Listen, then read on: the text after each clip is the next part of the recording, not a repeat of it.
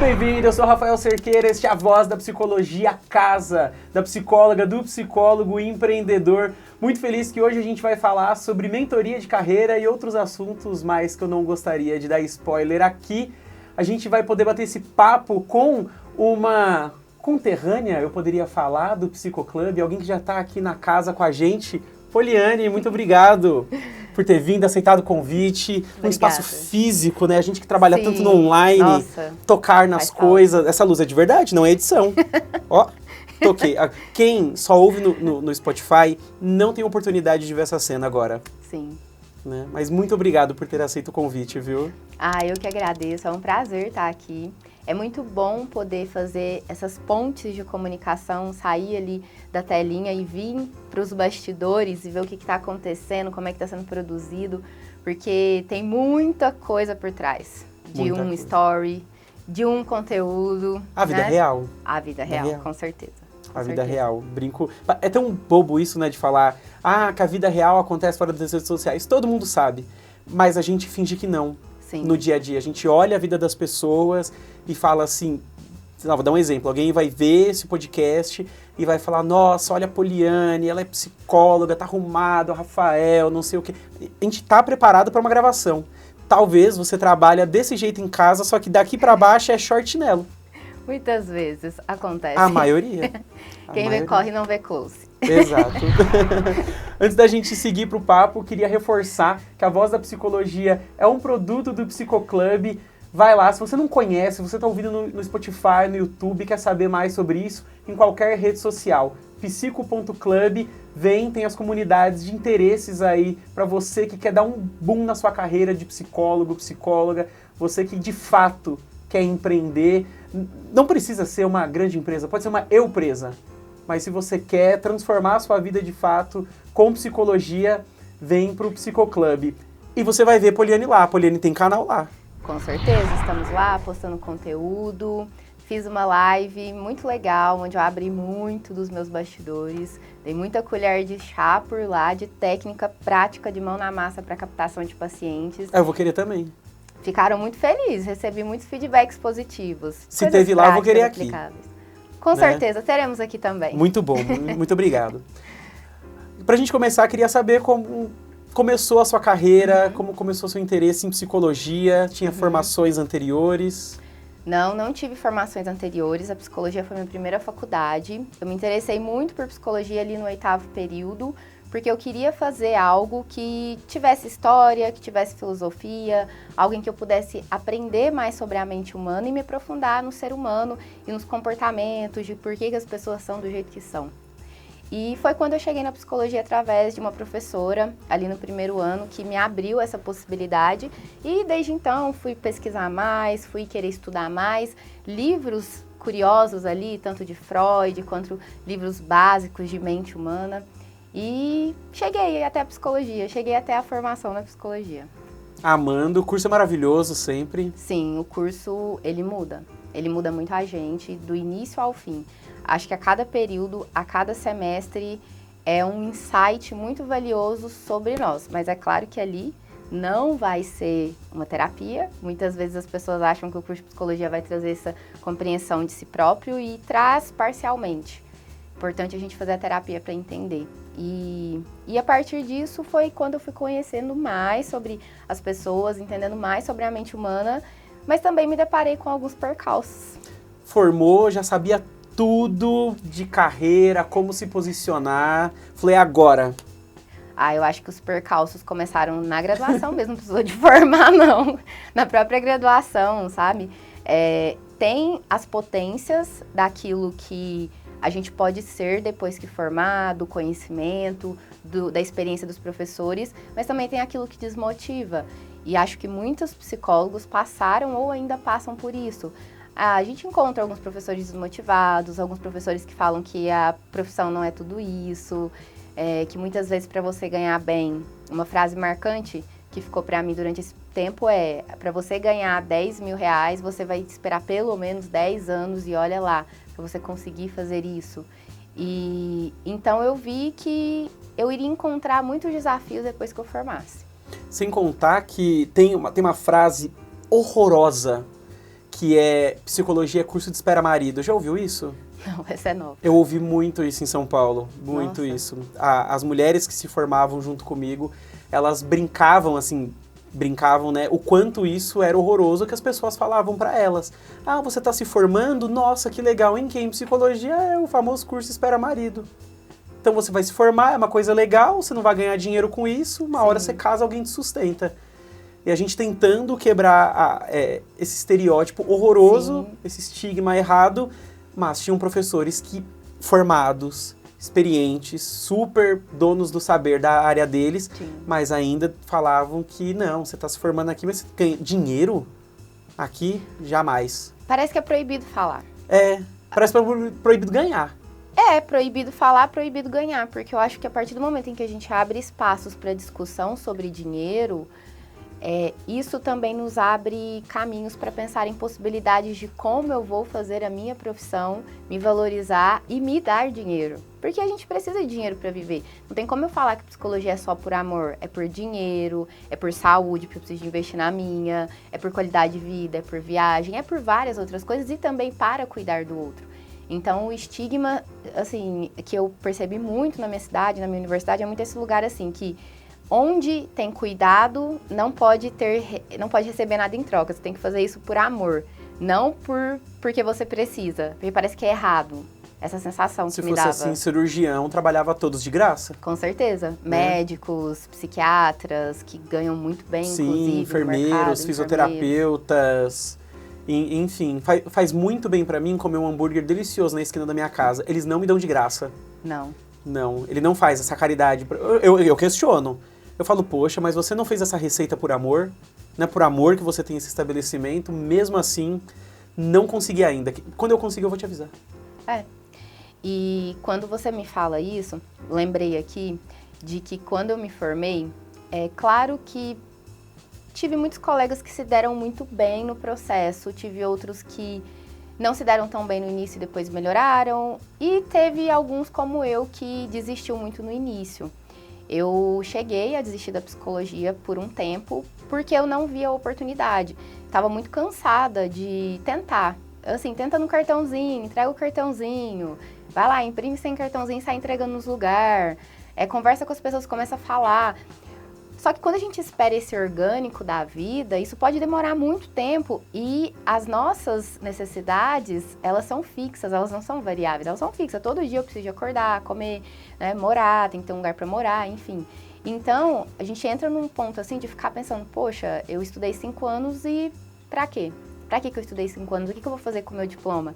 E eu acabei desistindo. Foi um período muito difícil da minha vida, porque eu tinha me formado, fui pro mercado, eu comecei a atender, eu tinha na época uns 5 pacientes só, mas tudo a valor social, comecei a atender no espaço de um amigo, e aí depois esse amigo ele foi para um outro lugar e eu decidi não permanecer com ele, abri o meu consultório, pedi R$2.000 emprestado, foi literalmente o que eu tinha mesmo para comprar os móveis necessários, poltrona, uma cadeira, uma mesinha para escrever, e aí veio a pandemia.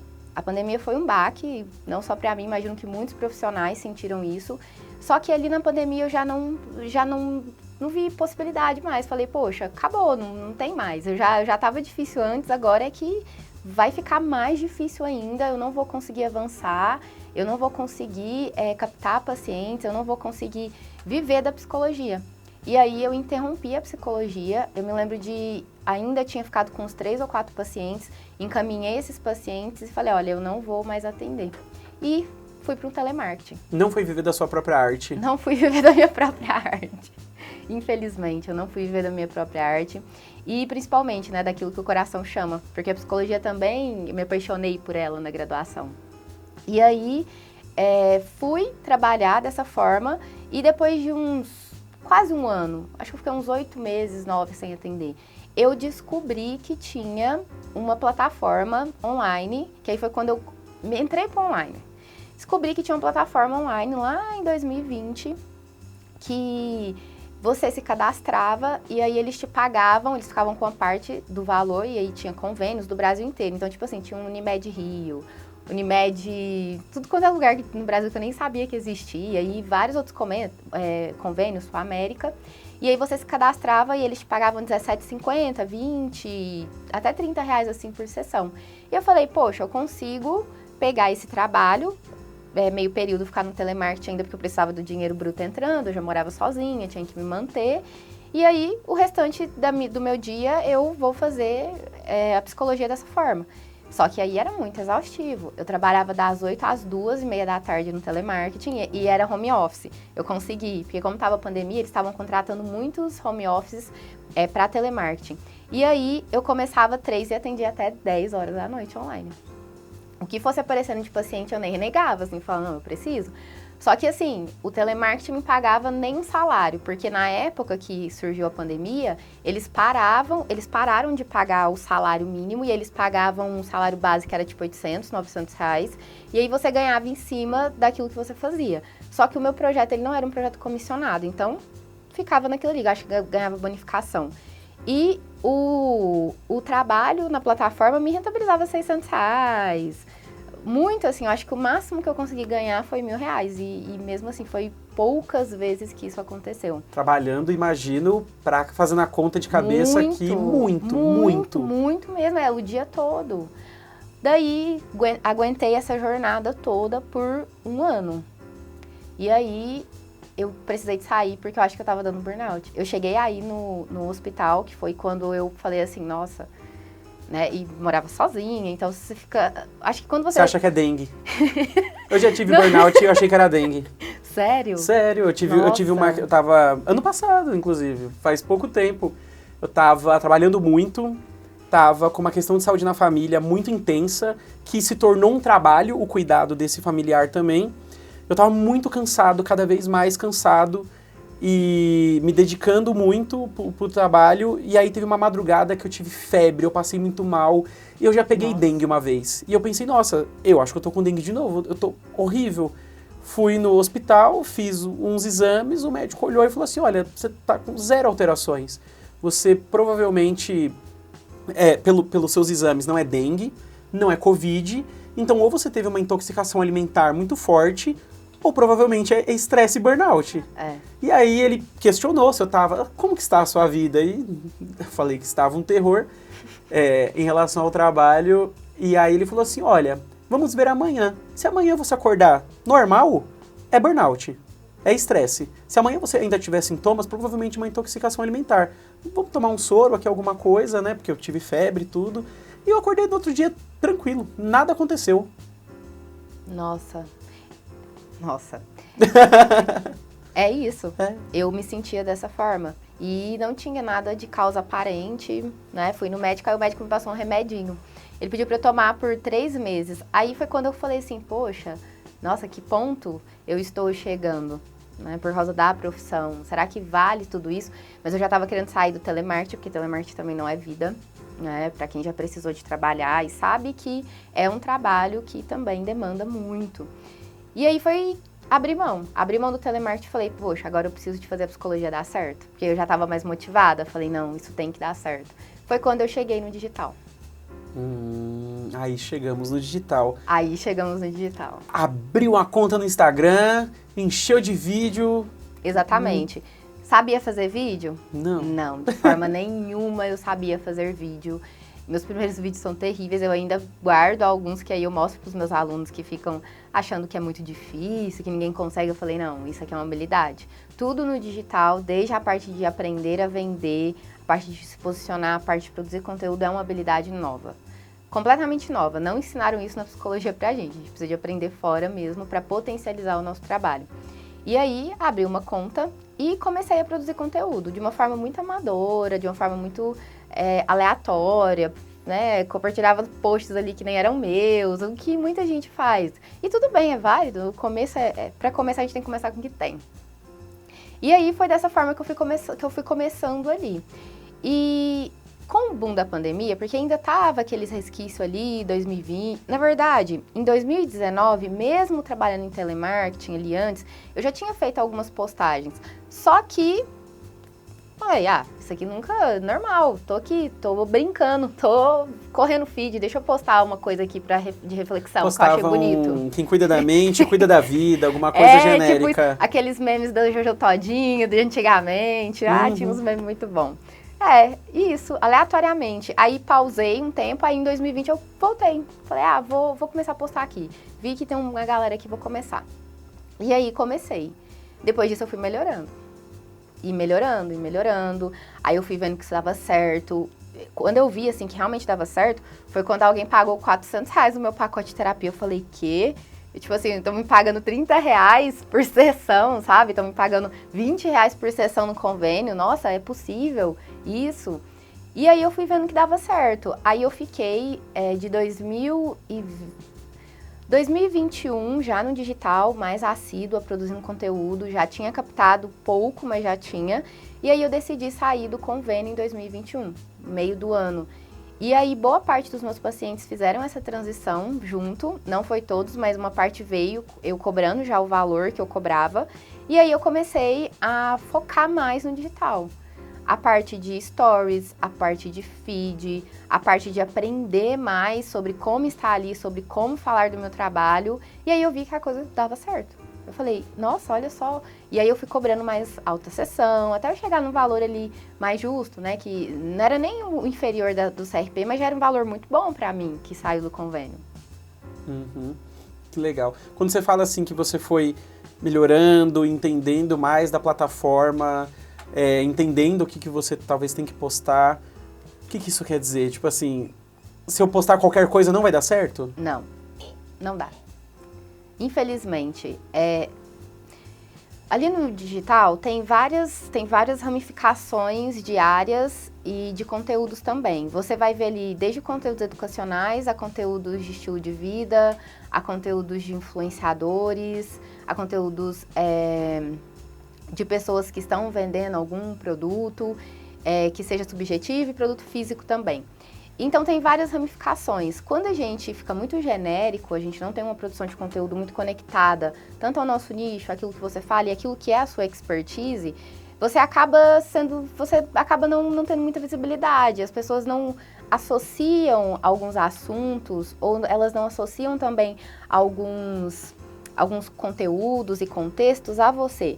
Você precisa de ser visto como especialista em um determinado assunto. Tipo assim, a pessoa vai bater o olho e você falar, que legal, olha só, fulano fala de ansiedade. No dia que eu estiver numa roda de amigos, ou que eu tiver com os meus parentes e alguém fala de ansiedade, possivelmente você vai ser a primeira pessoa que eu lembro. Isso é o universo de marca. Os elementos, as cores, a gente sabe que a lâmpada que tá aqui rosa é do Psicoclub, a gente sabe que a marca que representa o Psicomenager é mais azul. Isso é o universo de marca. Então isso também é com a gente, porque a gente tá falando de um universo de marca empresarial, mas a gente é um universo de marca pessoal, que é o brand, a marca. Então a gente passa a ser uma marca. E quando eu entendi isso, eu falei, poxa, eu sou uma marca. E agora eu quero que as pessoas me associem. Então eu trabalhei isso nas cores do meu feed, eu trabalhei isso na forma como eu aparecia nos stories, na forma como eu conversava, até nos elementos dos meus cenários, assim, eu quero passar um pouco mais de leveza. Então tudo isso, as pessoas começam a associar e a lembrar e a conectar você. Desde a xícara, eu sempre uso muito xícara, eu gosto que as pessoas me associem com café, porque eu gosto de café, é algo que faz parte da Poliane. Então mostrar muito isso de forma intencional era uma forma também de conectar as pessoas até mim e que elas, tô tomando café, olha, lembrei da fulana gosta de café. Então isso faz com que as pessoas de alguma forma acabam fazendo o seu marketing boca a boca para você.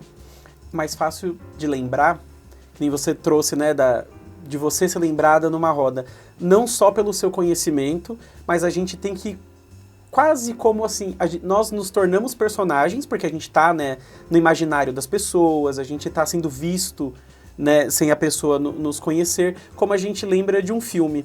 Exatamente. Eu comento, às vezes assim, quando a gente tá assistindo uma história, uma estratégia, eu vou acabar com a experiência de muita gente assistindo um filme, né, mas quem matou não sei quem. Geralmente, se o diretor, os roteiristas não são extremamente preguiçosos, todo mundo ali é um personagem, esse personagem tem as motivações, faz o sentido. Então, se você pegar, sei lá, os 5 personagens principais, se coloca na cabeça dele e fala assim, o que ele faria, que pizza que ele escolheria se ele fosse comprar pizza? Que carro que ele compraria? Por mais que o filme é, sei lá, uma comédia romântica.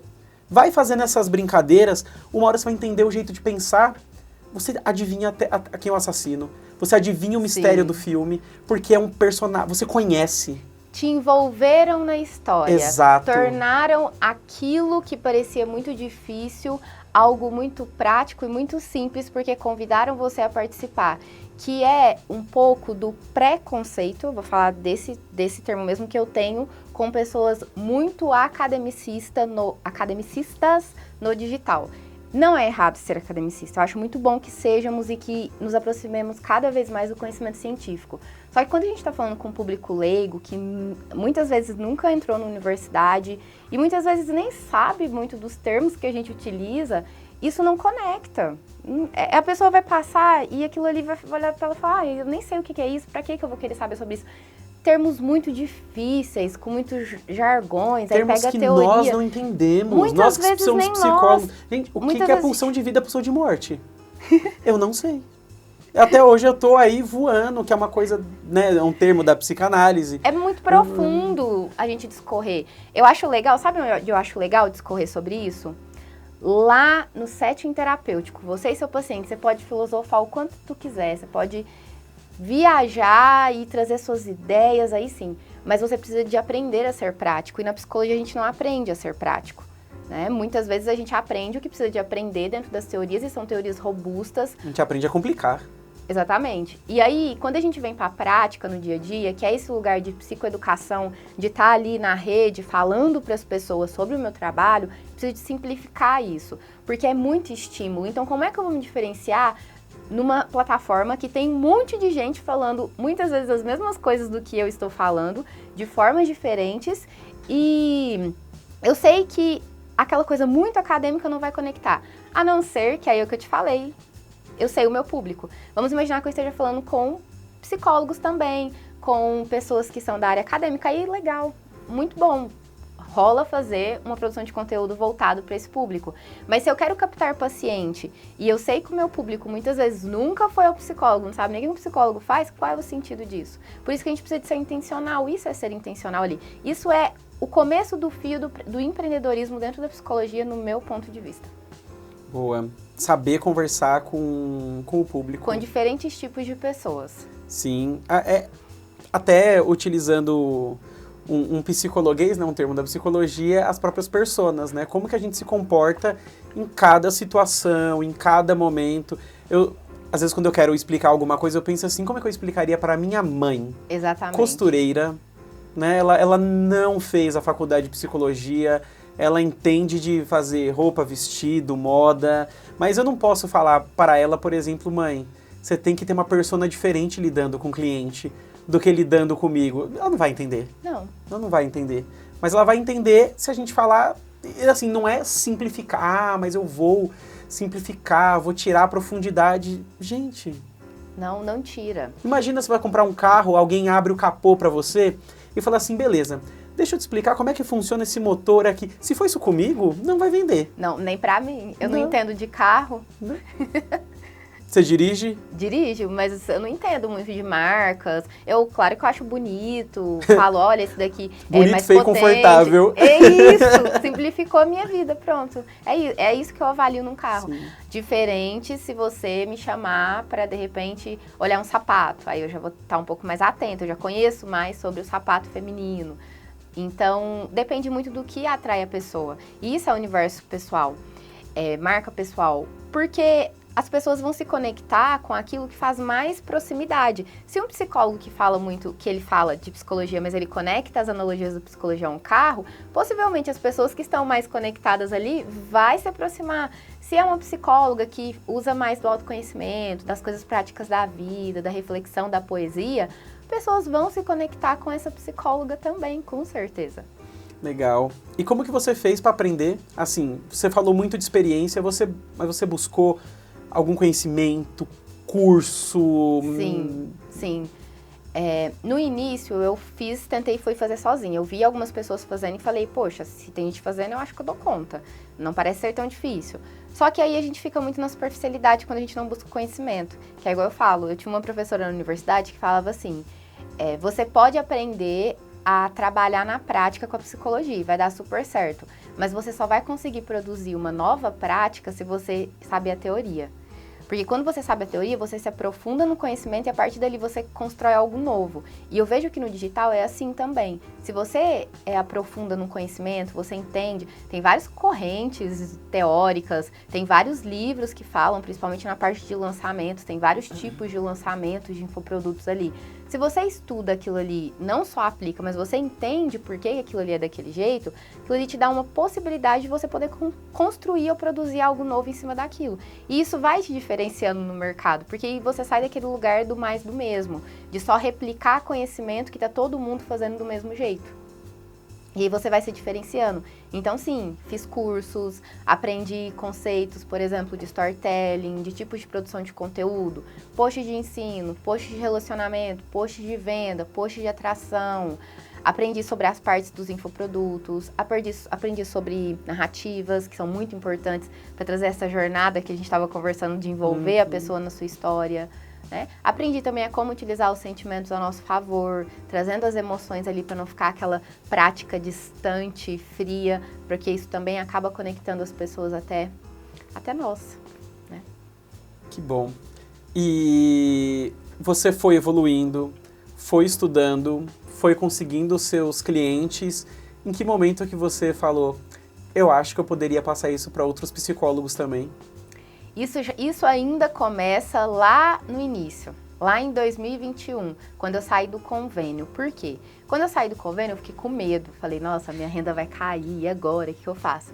Falei, poxa, eu vou fazer infoproduto para mulheres. E fui fazer. Saí do convênio e já fui abrir grupo terapêutico online. Ficava ali falando, enchia muito o saco das pessoas e falava do produto e foi dando certo. As pessoas começavam a interessar, porque nem todo mundo tinha condições de pagar terapia.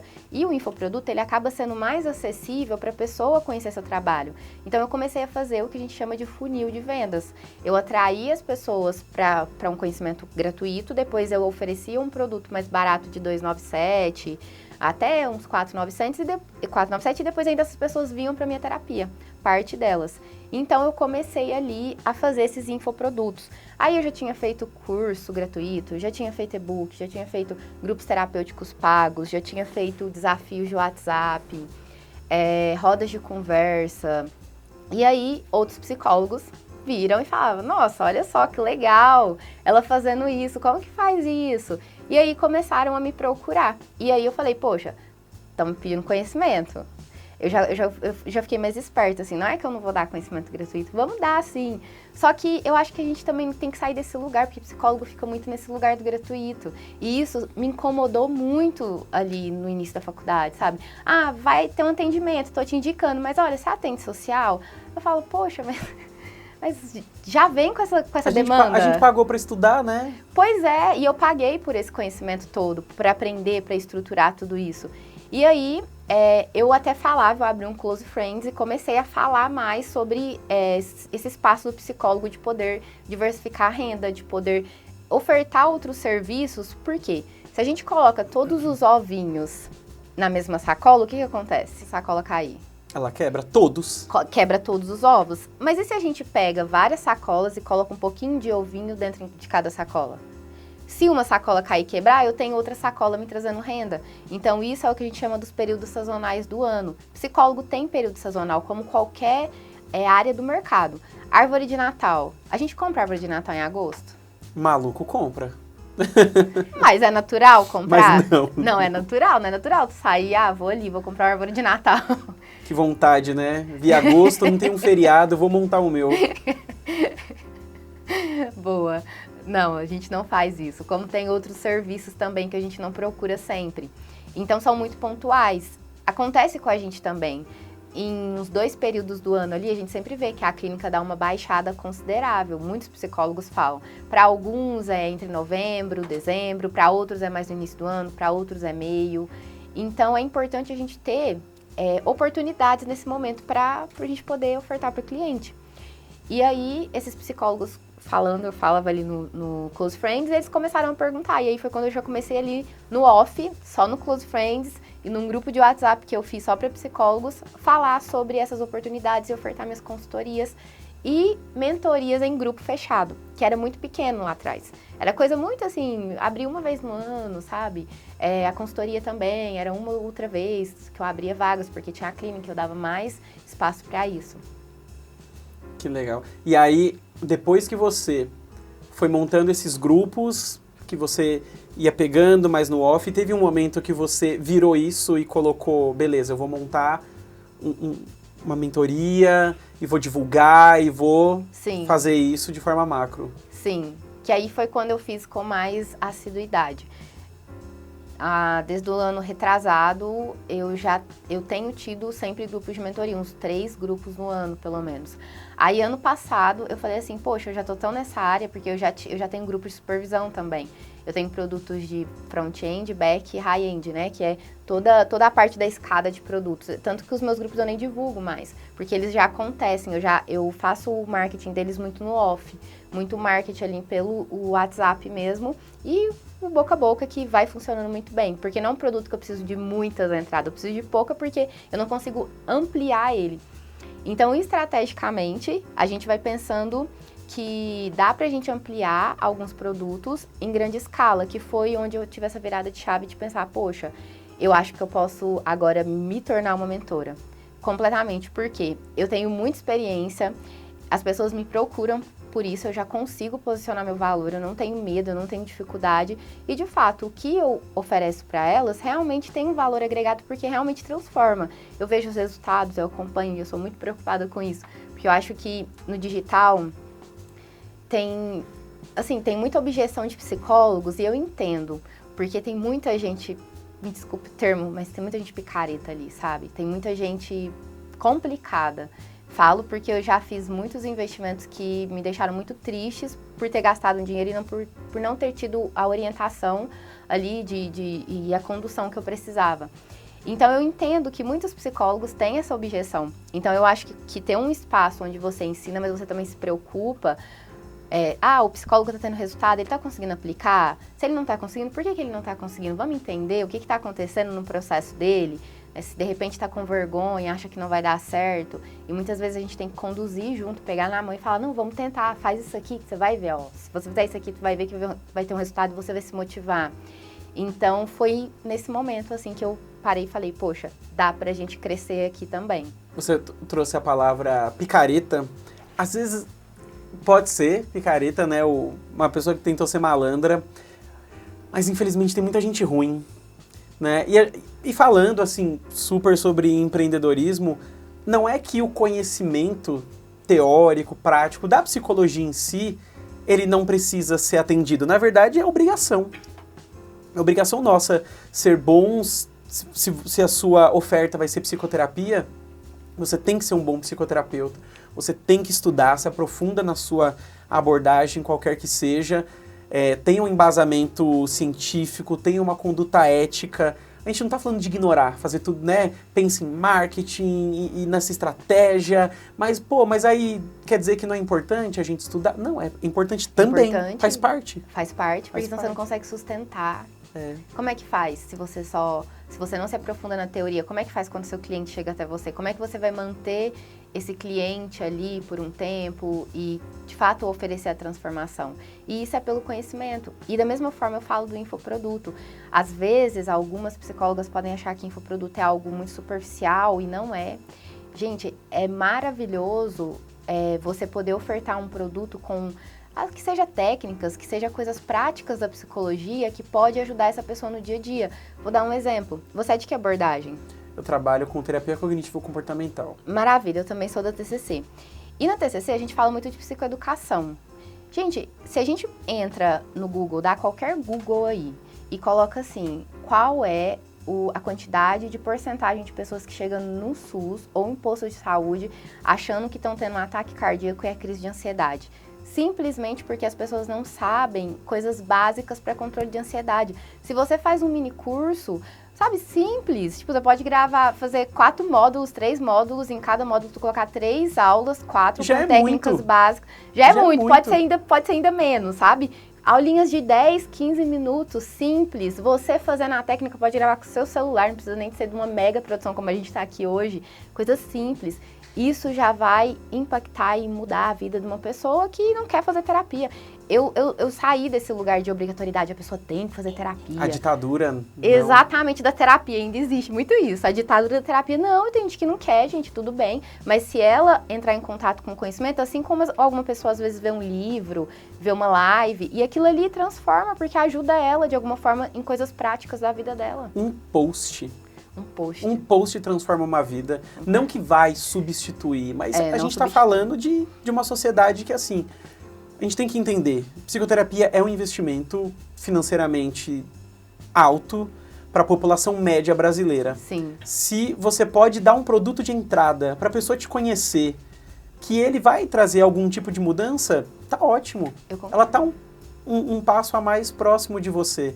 Né? Com certeza. Eu brinco assim, nem eu, psicólogo, que entendo, às vezes eu olho e falo assim, eu não quero fazer terapia, porque eu já fiz não sei o que, mas tem as técnicas que eu aprendi, tem alguma outra coisa que eu posso pegar, tem, né, fazer uma sessão ou outra mais espaçada, alguma coisa assim, e tudo que eu aprendi naqueles momentos, né, de terapia, que me ajudam hoje, poderiam ser pequenos infoprodutos, né? Concordo. Inclusive a técnica de respiração.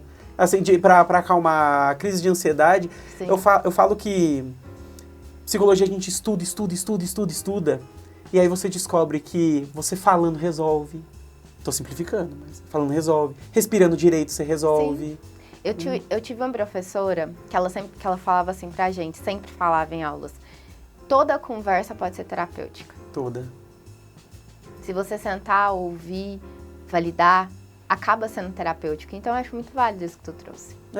E a gente, óbvio, depois vai evoluindo isso tudo, mas a gente trabalha com coisas muito simples, né? Eu sou da TCC, mas acabei estudando um pouco de tudo. Você vê a trajetória do Freud. Freud atendeu muita gente na época do auge dele, assim, muita gente. A grande técnica que ele traz para o mundo é associação livre. Fala aí. Eu falo assim, às vezes Fala livremente, se tiver a cabeça. Às vezes até parece que é piada. Tipo, estudou tanto, enche um auditório. Sigmund Freud, diga pra mim, qual é o grande ensinamento que você passa pras pessoas? Pede pra pessoa falar aí. Não, mas falar o quê? Tenta. Né? Essa é a sua grande contribuição, ele é um pouco mais, mas começa assim. Sim, né? sim. Então, se Freud conseguiu lá atrás, a gente também consegue transformar em algo bom. E eu acho que a gente estudando muito, e eu me pego às vezes nisso, a gente fica, mas só isso aqui, mas só eu vou fazer esse post aqui, isso aqui não ajuda de verdade. Ajuda. É porque a gente já está muito dentro das nossas teorias e das práticas. É muito bom você O óbvio trazer não existe. É muito, muito bom você trazer isso, porque eu tento bater muito nessa tecla ali no digital de falar que curtida não é igual a faturamento.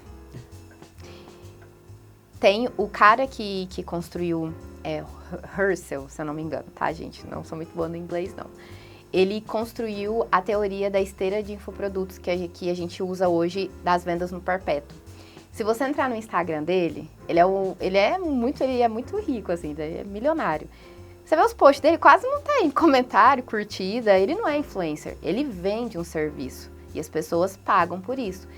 E muita gente trava, vou falar psicólogo exclusivamente, porque não tem curtida direito. Mas às vezes as pessoas que curtiram eram as pessoas que precisavam daquele conhecimento, que precisavam daquele post que você fez, que precisava e que possivelmente pode ser que aquela pessoa ainda te procure para fazer terapia. Isso é o que a gente chama de conversar com o nosso cliente ideal, porque muita psicóloga fica presa no engajamento, só que o engajamento não quer dizer faturamento. Às vezes você pode ter um post, vários posts abarrotados de curtidas e comentários, mas não necessariamente você tem aquilo ali convertido em pessoas te procurando. Por quê? Você está sendo genérico, você tá seguindo as trends.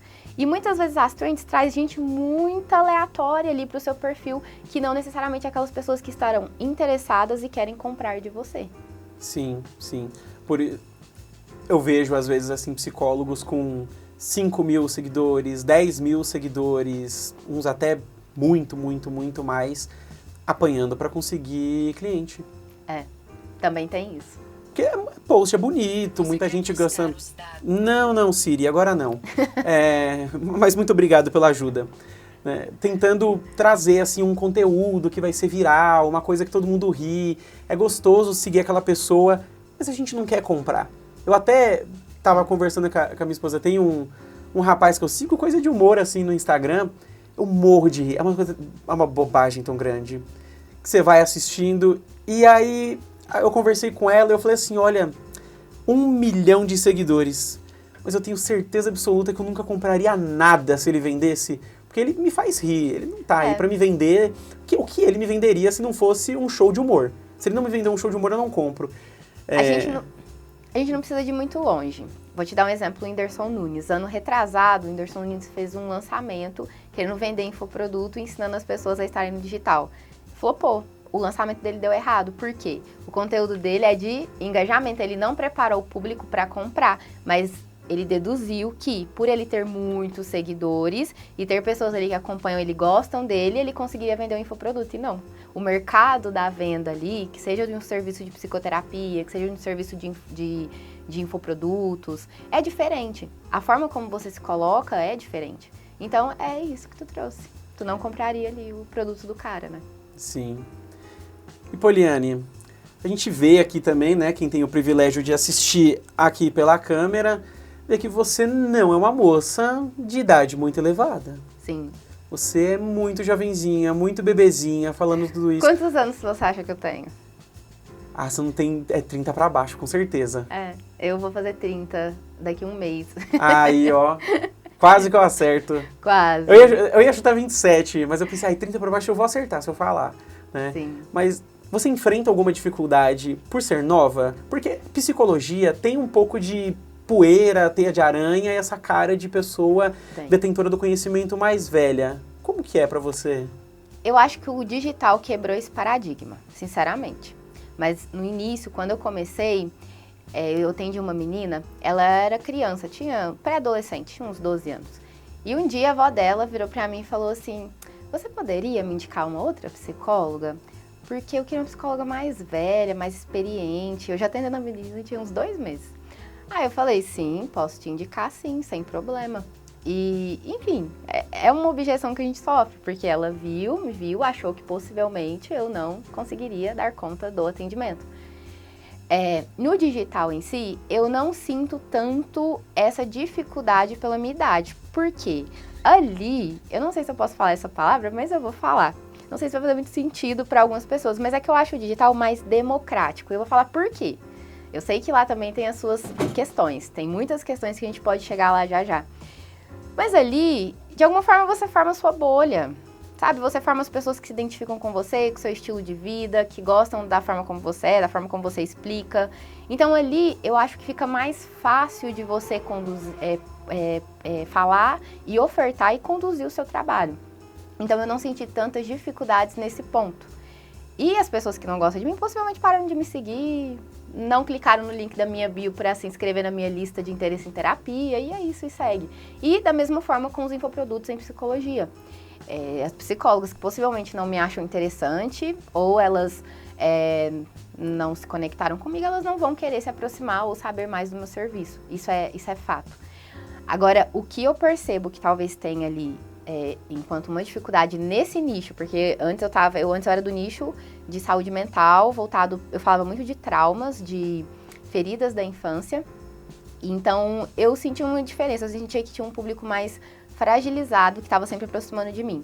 Agora, com as psicólogas, diretamente, porque antes eu ficava no off com elas ali no Close Friends, agora, diretamente com as psicólogas, eu já vejo que tem sim, eu sinto um pouco de dificuldade.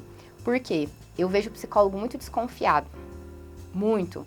Que aí junta a desconfiança, junta o medo, junta também aquilo da vida assim, eu sei que eu preciso de mudar, mas eu resignei, eu ainda tô sobrevivendo, eu prefiro ficar aqui no que me vai trazer que tá me trazendo a questão de sobreviver do que me arriscar alguma coisa que eu não conheço. E tem também aquilo do você precisa de mostrar que você consegue, que aí se você me mostrar eu confio um pouco mais. Então, ali com esse público, né, dos profissionais em si, eu sinto um pouco essa dificuldade, mas também conectado a conseguir quebrar esses paradigmas com o psicólogo de que, olha, se você aprender a vender seu serviço, você não vai deixar de ser um excelente psicólogo, não vai deixar de ser científica. Só que elas separam muito, isso é muito dicotômico. Ou você é científica e você tem o rigor, e você tem a teoria, e você é boa, e você atende, ou você vende. E aí a venda, ela ainda é vista muito pejorativamente, né? Pejorativamente, Nossa, isso, boa você palavra. vende um produto. Exatamente, muito preconceito, julga, exatamente, é isso que tu falou, resumiu. Até você falou um ponto, assim, de se provar, né? Acho que a gente, no Brasil, vivendo diversas questões de desigualdade financeira, desigualdades raciais, desigualdade de gênero, enfim, eu percebo que quando você faz parte de uma parcela da população que sofre, parece que a pessoa se cobra mais ainda de ter de fazer melhor, né? Eu trabalhei muito tempo com jovens e jovens adolescentes e jovens adultos no estudo de programação, pretos, pretas e pardos indígenas. E eles se cobravam muito, assim, mais do que as outras pessoas. Pergunto pra você, você sentiu isso? Sim. Sendo mulher, fazendo parte da população preta, com parda? Com certeza, porque no digital sai uma pesquisa, isso já deve ter uns 2 anos, que eu me lembro quando eu vi isso foi em 2022, mas uma galera aí tava fazendo uma pesquisa ali no digital e eles conseguiram identificar que o algoritmo entregava muito mais conteúdo de pessoas brancas e mulheres brancas, loiras e homens brancos do que de pessoas pretas, pardas, indígenas. E aí a gente ficou assim, nossa, realmente, tô entrando no perfil dessa menina, às vezes o conteúdo dela nem é tão bom, mas ela tem muita curtida, tem muito seguidor. E é real isso, é verdade. Eu não minto, assim. Fora também a cobrança pelo status do lifestyle, né? Que é um lifestyle muito pautado no luxo, na beleza, no acesso estético, enfim, tem isso. Só que eu acho que a gente precisa separar. Aí é onde a gente separa o joio do trigo e trabalha muito autoaceitação, terapia. Realmente, quem trabalha no digital é importante. E entender suas limitações, sabe? Eu gosto muito daquilo assim, tá te fazendo mal? Silencia ou exclui. Não entra em contato com esse conteúdo. Porque tem pessoas ali que elas são persuasivas de uma forma muito agressiva. Pronto, fecha ali, não precisa, aquilo ali não faz sentido pra você, não é o seu universo, não é o que você é. Então, saber separar isso vai te fortalecer mais. Você já chegou a trabalhar alguma coisa com YouTube, com frequência? Mais ou menos. Eu comecei, tem uns 2 meses, a postar mais no YouTube. Ainda tô no processo, porque são muitos, eu falo assim, no bastidor tem muita coisa pra dar conta, né? Os infoprodutos demandam muito da gente, esse processo de acompanhar os alunos. Mas eu estou indo para ali, estou ramificando ali pro YouTube, aos poucos. Eu pergunto porque, assim, de todas as redes sociais que eu já entrei em contato, disparado o YouTube eu acho que é o mais tóxico, de comentários. Nossa, mas é um peso que eu vejo, às vezes, assim, de tá fazendo um trabalho legal. Por exemplo, esse podcast, eu nunca vi um comentário, assim, muito ácido, nunca vi um comentário ruim, na verdade, né? Espero muito ter, porque quer dizer que a gente cresceu muito, mas a gente, trabalhando com o tempo, um outro canal que eu tenho, eu vejo assim, lançou um podcast, os comentários bons, alguém pode trazer algum ponto, coisa no Instagram, no TikTok, alguém pode trazer ali um comentário mais ácido. No YouTube, você tem que estar preparado. As pessoas vêm pra te atacar, vêm pra falar nada com nada. Nossa, lá é pior, então eu pensei que era o TikTok. Nossa, não, eu acho que eu... Vixe, então eu não tô o suficiente no TikTok, ainda bem. Porque no TikTok, sim, eu já ouvi umas coisas bem pesadas, falando da importância do psicólogo se valorizar, cobrar um valor mais justo pela sessão, né? Já vi muita coisa pesada, assim. Entendi. Das pessoas se revoltarem, assim. E eu falo assim, eu te entendo, eu já estive nesse lugar, eu já vi a psicologia desse jeito, então eu entendo, eu não consigo levar pro pessoal. Que zen, você tá com a terapia muito em dia? Mais ou menos. eu tô tipo você, às vezes eu não quero ir pra terapia, não. Vamos espaçar a sessão, vamos tirar uma folga. Eu falei isso às vezes, mas eu ando em terapia. é um aprendizado. Acho que quando a gente está na faculdade e a gente aprende de alguma forma como que a gente prepara a nossa cabeça, os nossos ouvidos para ouvir, porque a escuta terapêutica não é uma escuta qualquer, né? Muita técnica, né, em ficar parado ouvindo. Eu acho que rede social também tem que preparar, a gente tem que ir com uma mentalidade de como que a gente lida com pressão, questionamento, com cobrança, com crítica de pessoas que a gente sabe que não fazem um trabalho tão bem feito. Com certeza. Mentalidade primeiro. Sim. Muito. Você puxando essa questão racial, eu tenho alunas negras e tenho algumas delas, assim, voando muito alto, romperam a barreira da insegurança, ninguém vai querer meu trabalho, ou senão as pessoas vão vir. Porque as meninas negras, psicólogas que chegam até mim, eu vejo muito essa objeção assim, as pessoas vão vir em mim só querendo valor baixo, valor social. Aí eu falo, vamos trabalhar posicionamento. Tem muitas mulheres, aí eu trago aquele tanto de mulher que eu gosto de seguir, que estão brilhando, assim, fantásticas, sabe? E não vieram de famílias ricas. E aí elas vão. Mas eu tenho aquelas que eu conheço que também desistiram, sabe? Por conta dessas objeções, por conta dessas inseguranças, de achar que, eu não vou conseguir, as pessoas vão vir até mim, elas sempre vêm pedindo só valor social e eu me sinto obrigada a dar valor social. Conversando com uma psicóloga uma vez, ela virou pra mim e falou assim, Polly, eu comecei a atender uma mulher branca e eu até falei meu valor pra ela que eu cobro, mas tá tão difícil de sustentar o atendimento com ela, porque fica parecendo que eu não posso cobrar esse valor.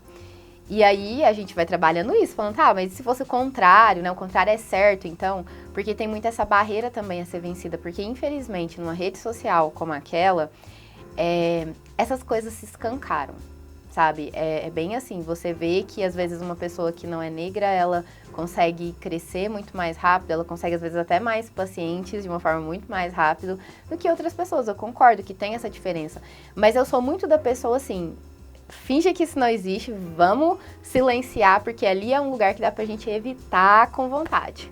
Na vida não dá pra gente evitar muitas coisas, não. Mas ali dá pra você criar o seu espaço e você vai permitir quem que você quer. Você vai escolher quem que você quer ter no seu espaço.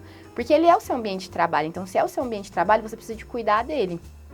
Eu falo de, assim, quando pensar em liberdade, né? Se a gente fala de questão racial, vamos voltar, né, que a gente teve um período de escravidão no Brasil, onde as pessoas estavam presas.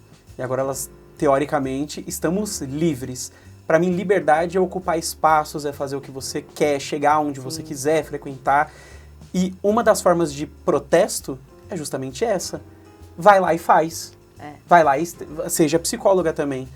Porque a psicóloga branca, talvez, né, vai ter um conteúdo que ela pode se permitir não ser tão boa para ter mais ou menos seguidores. Então, você vai lá e faz o seu. Não é que a gente vai ignorar que questões raciais não existem no Brasil, mas é justamente o que você falou, beleza. E o que você vai fazer sobre isso? Às vezes a gente tem energia para lutar, para fazer muito, e às vezes não. Até tem uma situação que aconteceu comigo anteontem, fresquíssima para eu trazer aqui nesse podcast. Eu, quando eu era criança, eu ouvia muita piadinha, assim, de racista, coisas assim. A gente tem que relevar muito. Passam-se os anos, passa-se a vida, eu sou um homem, tô com 34, eu me sinto muito mais confiante, com muito mais poder de muita coisa. Tava num supermercado e eu vi um menino entrando, um menino preto, jovem, tava com uma roupa bem puída. Ele entrou, todo mundo ficou meio que olhando pra ele. Ele olhou pra prateleira, saiu. Na hora que ele saiu, a moça do caixa apertou o botão de pânico. Tipo assim, ele levou alguma coisa, só que eu estava do lado, eu estava no caixa na hora. Vendo ele entrando, eu vi que ela ficou olhando, por isso porque ela me chamou a atenção. Que ela ficou assim, eu fiquei olhando, eu vi que ele não pegou nada, ele saiu e o gerente foi suponho que é o gerente, foi atrás dele, na rua, e chamou um funcionário. Eu fui andando junto. Assim, né, eu peguei minhas compras e fui andando. Eles não abordaram o menino ali. Eles abordaram na rua de trás, vazia. Mas na hora que abordou o menino, eu cheguei junto. Falei, eu vim acompanhar, eu vim assistir. Porque ali eu pensei, hoje eu tenho esse poder. Sim. Não é todo dia que temos, não é todas as situações, mas eu vejo muito o quanto foi importante eu estar ali. Porque eles a princípio queriam, não, porque eu vou revistar ele. Eu falei, mas você vai fazer tudo isso aí direito, viu? Ainda perguntaram, você é polícia? Eu falei, não, mas se você quiser que eu chamo, sem problema. Aí um deles veio tentar vir pra cima de mim, viu que eu não sou uma pessoa muito pequena também, já ficou meio assim. Sim. E ali eu pensei, valeu a pena pra ele eu estar aqui de referência. Diz essa história toda porque eu também vejo a sua importância de estar lá como referência. É importante pra mim, você, sabe? De ver você dando certo e pensar aí, ó, conseguimos, ganhamos, né? Nossa. Sim, eu fico muito tocada com histórias como essa, sabe? Porque eu penso, tipo, no meu irmão. Isso, a gente fala, meu Deus, não quero que isso aconteça. Não, mas é importante esse trabalho. E a gente comentou, né, de todas essas questões, deixar bem claro, a gente não tá falando vamos fazer a supremacia negra no Brasil e brancos serão oprimidos. Não é isso. Mas a gente quer que todo mundo se dá bem. Sim. Psicologia é importante para todo mundo. Exatamente, mas é poder potencializar esse espaço e falar que as pessoas pretas podem estar ali também, e tá tudo bem, e que elas estejam e se fortaleçam. E a gente tem visto muito, tipo, muitas pessoas têm o Pra Preto Ler e outros Instagrams grandes que estão ali, estão fazendo vozes, estão regimentando outras pessoas, e aquilo ali é muito bom, isso inspira a gente a estar ali, sabe? Então, quando eu vejo uma psi que desiste, eu falo, nossa, mulher, que pena, vai ser menos mulheres que pudessem acessar você porque se identificou com você. Eu gosto desse espaço justamente por causa disso, porque a pessoa que às vezes se conecta comigo pode não se conectar com você, mas tem aquelas pessoas que às vezes não se conectam comigo que vai se conectar com você. E isso eu acho legal, porque você já vai ser uma ponte para que essa pessoa chegue ao cuidado da saúde mental. E quanto mais pessoas fazem... É esquema de pirâmide. Um Sim. fez, vai chamar um amigo, gostei, vai chamar outro, e tem espaço para todo mundo. Eu acho que a gente está muito distante de ter uma quantidade de profissionais a ponto de, vamos chamar assim, saturar o mercado. O que eu vejo é uma desigualdade na forma que a gente consegue apresentar o conhecimento, profissionais bons, ou vender bem um produto, né? Um produto ali de saúde mental. Por isso que parece que tem um monte de profissional, mas tem pouca demanda. Por isso que eu vejo essa diferença, assim, né? Parece que tem pouca demanda e muito profissional. E não tem. Não tem. Infelizmente, o Brasil é o país com mais pessoas com sintomas de ansiedade do mundo. Né? Depressão é um quarto dos males que a gente tem, ou sintomas, né? Não só a depressão como o transtorno, mas os sintomas decorrentes. Sim, é pouco, muito pouco ainda, levando em consideração o tanto de gente que precisa, é muito pouco. E o tanto de serviço diferente que dá pra fazer, porque não é só sobre saúde mental, né? Psicólogo na educação, no esporte, na vida corporativa. Sim. Citei pouco até. Sim, demais. Nossa, por isso que às vezes muitas pessoas que não são da nossa área ocupam esse espaço que é o digital e se beneficiam muito, porque muitas vezes eles têm coragem de fazer coisas que nós psicólogos, né, nós não, porque a gente tá fazendo. Nós que estamos. outros psicólogos não têm coragem. E eles ocupam o espaço. E aí onde é que fica o psicólogo academicista? No off, julgando. Perdido. E muitas vezes julgando quem tá fazendo. Sabe? Que é isso que eu não acho legal. Porque tudo bem não querer fazer conscientemente, mas tem muita gente que tá fazendo e tá fazendo um trabalho muito legal também. E tá ali ocupando, e tá ali falando, e tá ali mostrando que pseudociência não vai te ajudar, que não é isso, que muitas pessoas investem caríssimo em terapias que não são validadas e que não vai ajudar a pessoa em nada. Pode até piorar. Pode até piorar o caso. Nossa, falando nisso, eu vi um caso que eu fiquei chocada de uma mãe que foi, eu não sei se ela foi fazer um trabalho de sistêmica, não me lembro bem como é que era, mas eu só sei que ela foi e essa pessoa disse pra ela que o filho dela nasceu com autismo porque ela não foi uma mãe carinhosa na gestação. Eu falei assim, gente, mas isso não tem nada a ver com uma criança nascer autista, tem várias outras explicações, né, que são mais pautadas e evidenciadas. É você culpabilizar uma pessoa e às vezes deixar aquela mãe se sentindo culpada e cair numa depressão profunda pro resto da vida porque ela não fez carinho suficiente na barriga e aí o filho dela nasceu com uma questão psicológica mais grave. Uma mãe já me procurou dizendo que uma psicóloga falou pra ela que passou depressão pro filho. Que foi porque ela teve uma gravidez que ela não amou a criança o suficiente. E aí, quando ela pariu, ela teve, de fato, depressão pós-parto. Só que colocou como se fosse culpa dela, assim, ó, por culpa da sua depressão pós-parto, seu filho tem depressão. E ela passou anos acreditando nisso e lidando com isso, com essa grande culpa. Quando ela veio, ela não veio em um momento terapêutico, assim. Ela sabia que eu era psicólogo, ela sentiu confiança e abriu essa dor dela. E eu falei, isso não existe. Depressão é multifatorial, tem uma questão genética que infelizmente pode ser forte. Então talvez você teve questões de depressão e seu filho também tenha por uma questão de ambiente, genético. Tem várias outras questões que a gente pode... multifatorial. E ela mostrava até no ambiente dela, assim, um pai que deu todos os problemas e saiu de casa, um filho que foi criado num ambiente de desigualdade, etc.